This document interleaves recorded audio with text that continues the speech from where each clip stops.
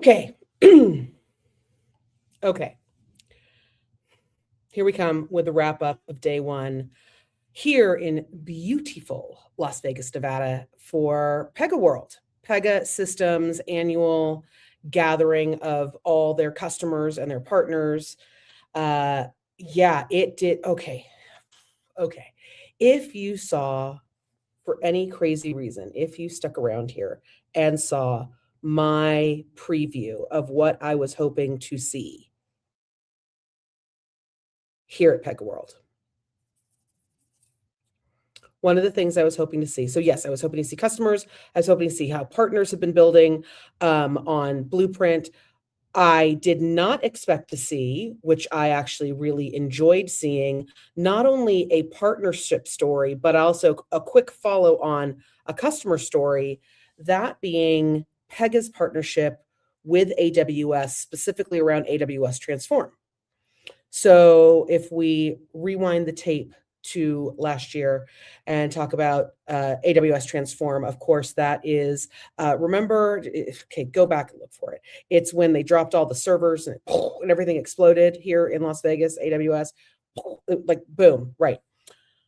Well, we have now seen where that opportunity to have AI tackle some of the older legacy languages that have been holding some organizations back from their transformation goals. AWS Transform was really looking to tackle that, right? And they were talking about everything from SAP and ABAP to COBOL. They were kind of looking at everything. And yesterday on stage, we got to hear about what happens when you take AWS and Pega and put that together. So imagine not only being able to map and identify the processes, the systems to invoke, the discrete steps, and everything you need to kind of get from here to there through Pega's Blueprint offering. Should we call it an offering? I guess we call it an offering. Opportunity. I don't know. But through blueprints. And then combine that with the power to actually shift and identify, understand, and then modernize those processes that had been trapped in languages long past. Heard a hysterical story where a customer's like, listen, I keep having to bring in this one engineer who knows COBOL, and he literally keeps threatening to retire. So they pay like an astronomical price to just get a little bit of time. But to this guy, I say, go for it, sir. If you're getting that money, I mean, let's do this. But for others who are actually getting held back because of things like this, AWS Transform is that ultimate translator, but you still need a map. I mean, I can figure out how to get from different countries on my train ticket through Europe, but I can't translate all those languages that quickly without using AI.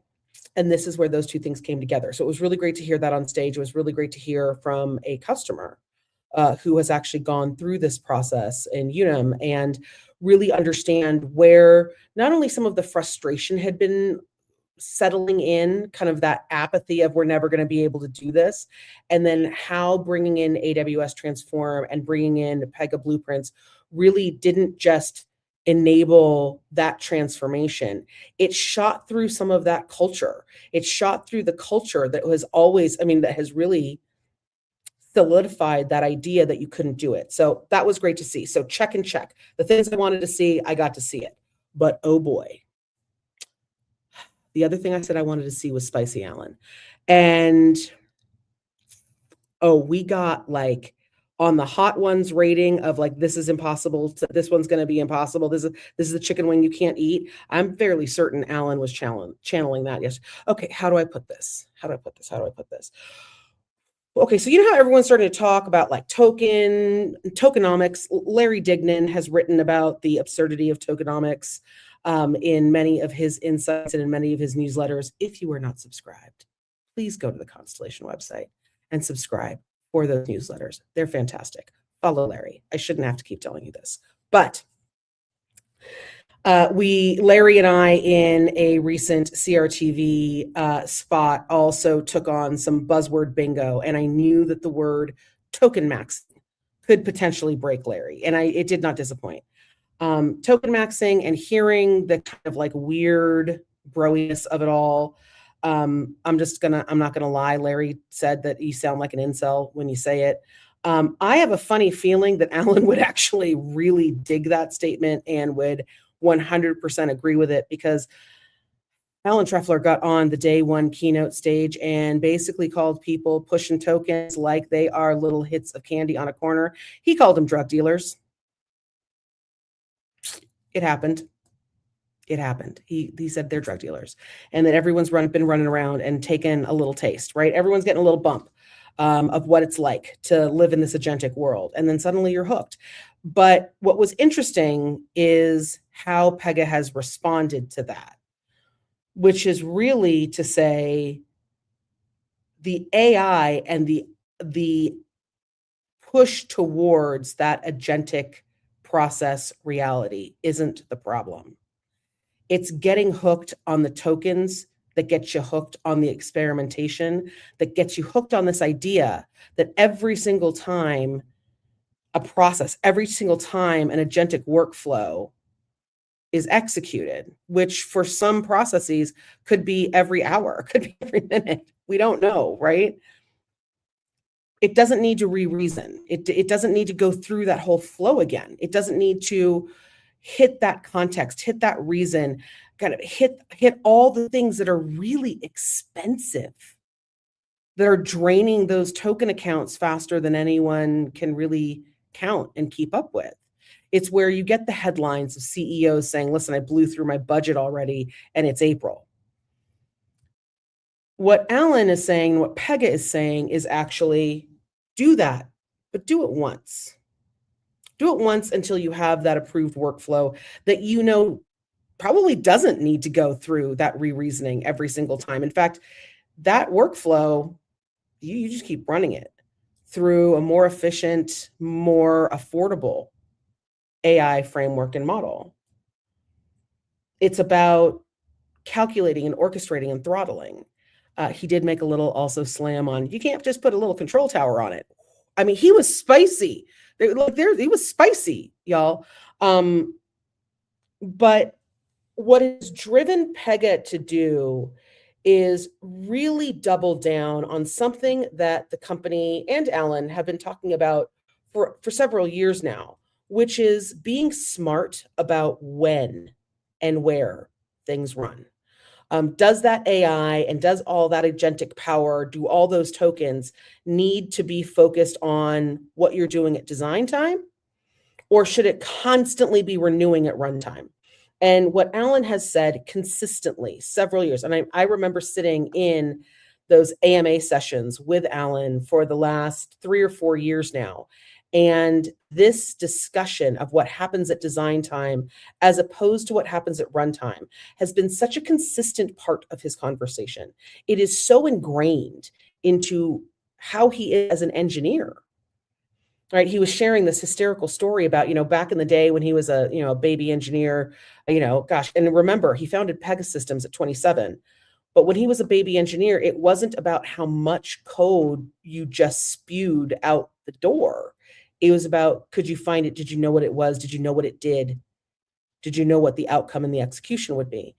And somewhere along the way, in our absolute infatuation with what all of this generative and agentic AI can do, we lost the reality that we have to be focused on those business outcomes. We have to understand what it does before we call it a success. And I could not agree with someone more. I could not agree with someone more violently, shall we say. Okay, I wouldn't call everyone pushing tokens drug dealers. Maybe, okay, I will now, but I mean, Alan said it first.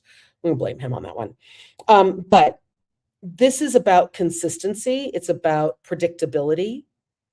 It's also about Pega having had this point of view for years and is now working to benefit their customers by creating easier paths on how to get this done. I think it's one thing to stand in an open doorway and shout at people about design time and runtime. First time I heard it, gosh, years ago. I mean, I had to go look it up. Marketer.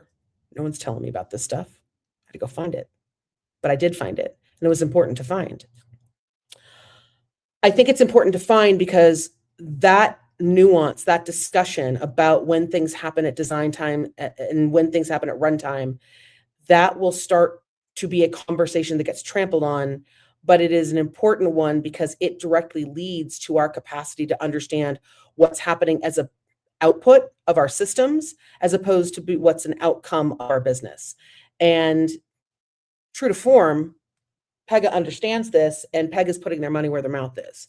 We're all hearing about people changing their pricing models, going to consumption models, going to resolution models. Of course, we heard at Zendesk that they're the resolution platform, and they are looking at those resolutions, not those discrete skills that may execute and be outputs along the way. They're looking at resolutions. Pega is very much in that same space. I think that they are going at it far more broadly. I do think that what they are talking about is Pega is basing their pricing and they're basing their approach on per completed case. So it's about the tasks executed that are from start to finish. So they are still focused on the case. They are still focused on complex cases. And even those complex cases reach an outcome. That is what people are being charged on. It's not about a token meter that just keeps spinning to keep bringing the dollars in. And he was very, very, very adamant about pointing that out. Listen, other day one highlights before we start getting into like Shakespearean diatribe here. So lots about combating this nonsense about, token maxing and tokenomics. Pretty soon we'll be at the token apocalypse, so then we'll have to deal with that. But Pega's betting that their customers will actually not have to deal with that because they will be very focused on those agentic processes at design time and executing, through good old fashioned old school AI, if we can still call it that. The stuff we were using 5 years ago that still works. I will also say that I found something really interesting, and again, I think it's an example of Pega putting their money where their mouth is, and it is the introduction that was dropped yesterday of their solution designer initiative. Yes, they've got. Listen, Pega had a whole slew of announcements, and we'll review them later in a day two recap, especially around their studio and their Infinity Studio and things like that. But I do want to talk about this solution designer initiative because this is really about skills-based training. And it's not just skills-based training on how to use AI, how to use tech, get certified to use all these technologies. It's very intentionally about bridging the gap that gap that forms in all the technology that we could be using, all the things that we can be spending on to make sure that we do get to those outcomes and resolutions. And the fact that oftentimes, listen, the reason why we can get fooled into an output being an outcome is because we didn't sit down and actually map the business outcome, the business goal ahead of time. We just raced into it. This is really intended to be for business users, technologists, architects, developers, to be able to understand what the business intent is, and then what is the technology that empowers that business intent. I think that's really important. Those are important skills, and those are important skills that, guess what? Claude ain't going to be able to code it for you. Claude's going to be able to code amazing things. And I am daily impressed and excited with what people can achieve and accomplish. But if you can't figure out what the business intent was, and if you're having a hard time aligning those two things, you need to take a step back. AI for AI's sake is a losing proposition every single time. AI to achieve societal outcomes, AI to achieve personal outcomes, AI to achieve business outcomes.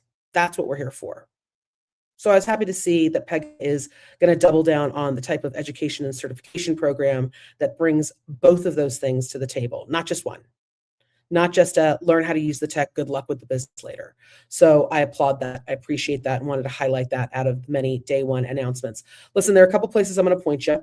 I'm going to point you, if you are on the big bad Twitter machine, follow Mike Nee. Mike's here with me. He, of course, is my colleague covering all things data to decisions. He is a first timer here at PegaWorld. So I think that his insights that he is sharing on Twitter, X, uh, are really insightful because they're coming from a place of how do we make all of this work from a position of data, from a posture of context, and how does this move across, through, up the stack. Mike's got thoughts on that. Follow him there. Larry put out a great wrap up of the big news hits coming out of PegaWorld. Go see that, constellationr.com. And I'll be back with more. So, you follow along on Twitter, follow along on LinkedIn.